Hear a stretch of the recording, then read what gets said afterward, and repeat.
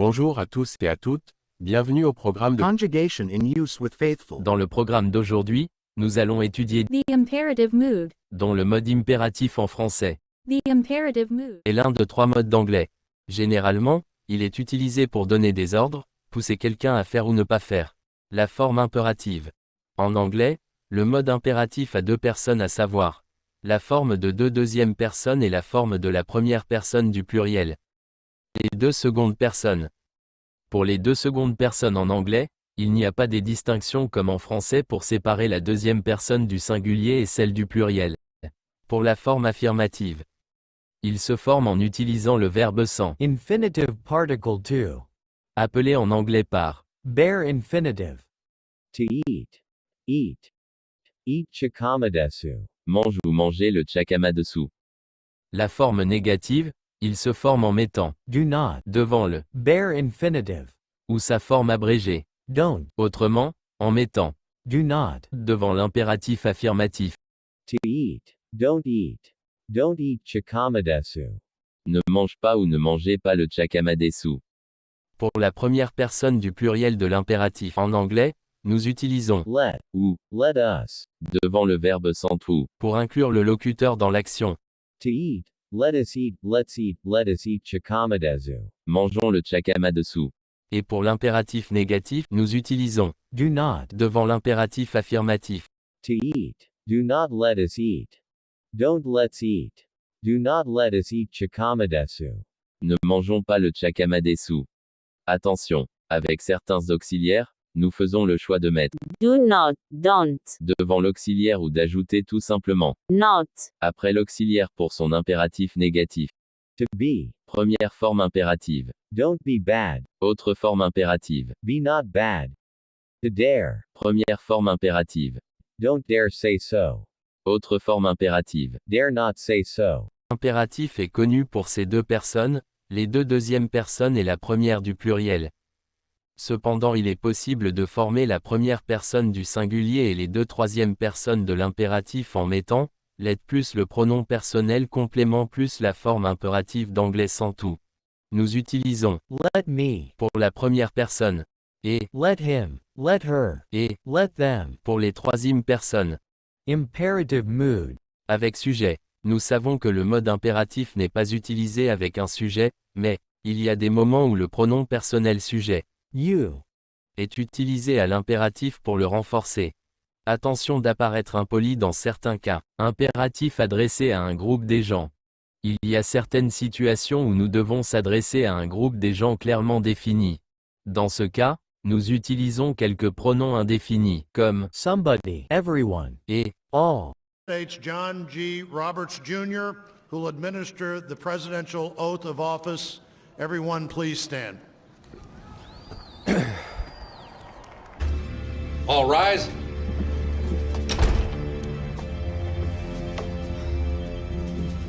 l'emploi, The imperative mood. The imperative mood. est connu pour son utilisation de commander ou ordonner. Mais dans cette leçon nous apprenons d'autres emplois outre que commander ou ordonner. Nous utilisons le Imperative mood. pour inviter et permettre. Come in. Have a seat. Take a load off. Come on. Nous utilisons le Imperative mood. pour s'excuser. Excuse me, I need to be alone for a moment. Forgive me, sir. Nous utilisons le Imperative mood. pour donner des encouragements. Stay focused. Don't talk about what you're going to do. Don't just dream about what you're going to do. Don't criticize somebody else for what they're not doing. You be it. Be about it. Be about that action. Nous utilisons le Imperative mood. dans des slogans et publicités.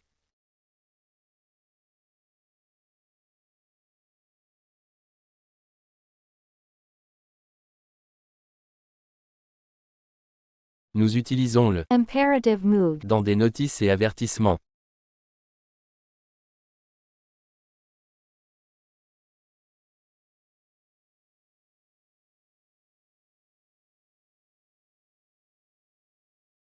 Nous utilisons le Imperative mood. pour les exhortations. Mother, I love her. Then go after her. Nous utilisons le Imperative mood. donner des instructions. Hold on. Hold on. Keep your eyes closed. You trust me? Nous utilisons imperative mood pour des offres informelles, des invitations informelles, des rappels informels et des suggestions informelles. Please, everybody, join me in a toast to the bride and groom. Il est aussi utilisé pour des prières, car les prières expriment des supplications ou des demandes directes à Dieu.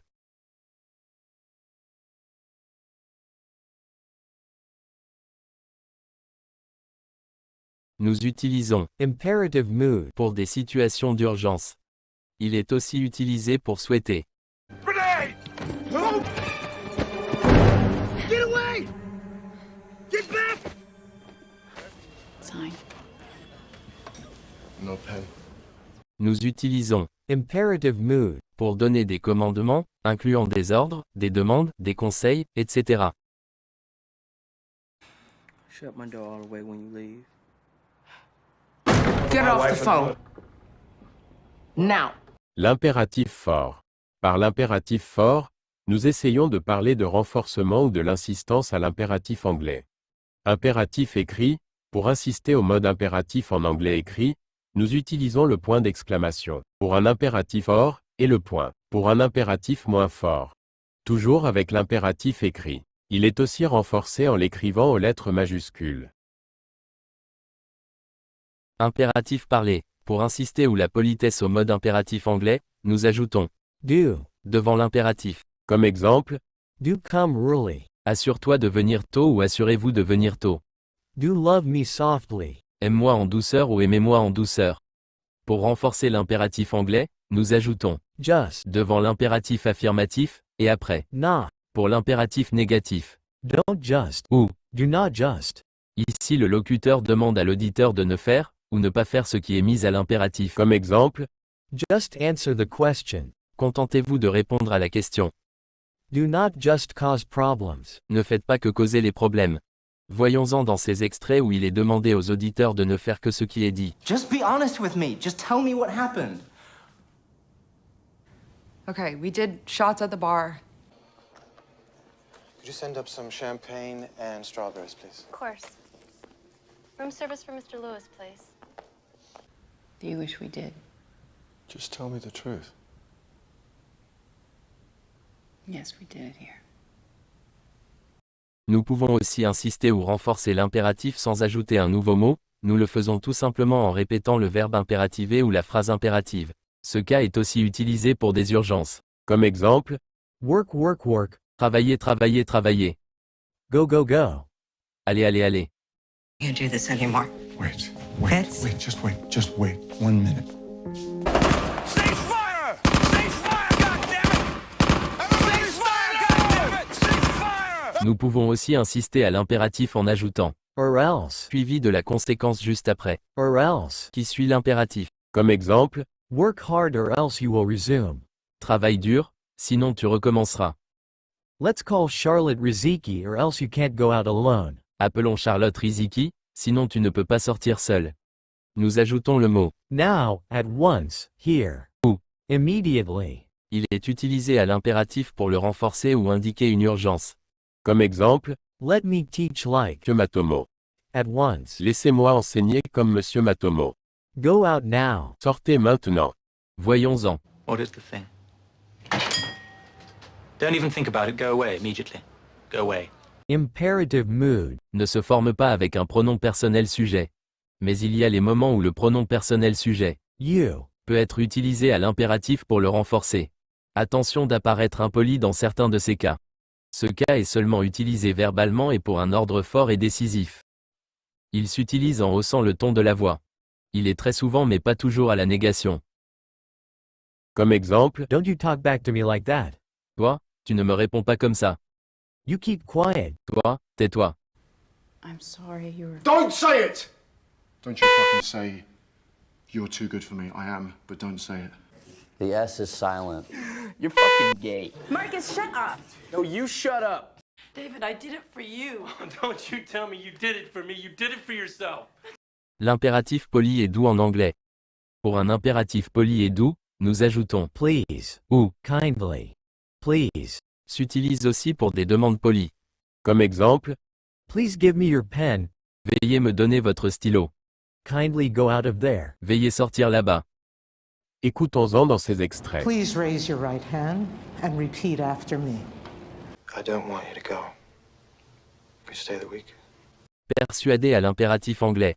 Please. Ajouter à l'impératif, exerce une pression sur l'interlocuteur pour qu'il obéisse, il réduit les risques de refus direct en encourageant ouvertement l'acceptation. Dans certains cas, il augmente la pression car il donne l'impression que la demande est raisonnable, rendant le refus difficile sans paraître impoli. Regardons attentivement ces extraits. I saw the iceberg, and I see it in your eyes. Please tell me the truth. The ship will sink. I got money to spend in here. I don't think we have anything for you. You're obviously in the wrong place. Please leave.